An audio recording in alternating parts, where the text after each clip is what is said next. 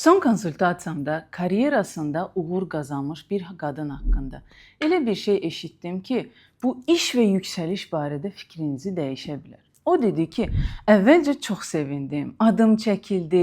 Dedilər ki, səni başqa bir vəzifəyə görürük. Böyük bir holding daxilində yer dəyişmə idi. Görünüşdə yüksəliş kimi görünürdü. Başda hər şey normal idi.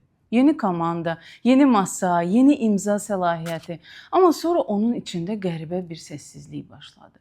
Dəstək yox idi, yol göstərən yox idi, istiqamət yox idi. Sadəcə nə etsə də izlənilirdi, müşahidə olunurdu.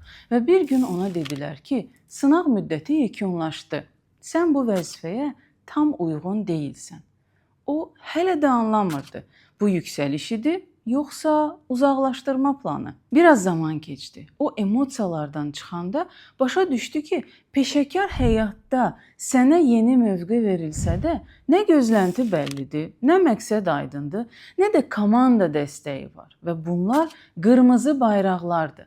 Bu çox vaxt inkişaf üçün yox, səni sadəcə kənarlaşdırmaq üçün edilir və peşəkar həyatda hər mövqe artımı, hər yeni təklif həqiqi yüksəliş olmur.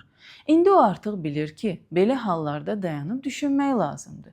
Bu onun böyüməyi üçündür, yoxsa sadəcə uzaqlaşdırılmağı üçün.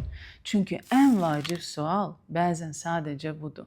Bu yer mənim yerimdir?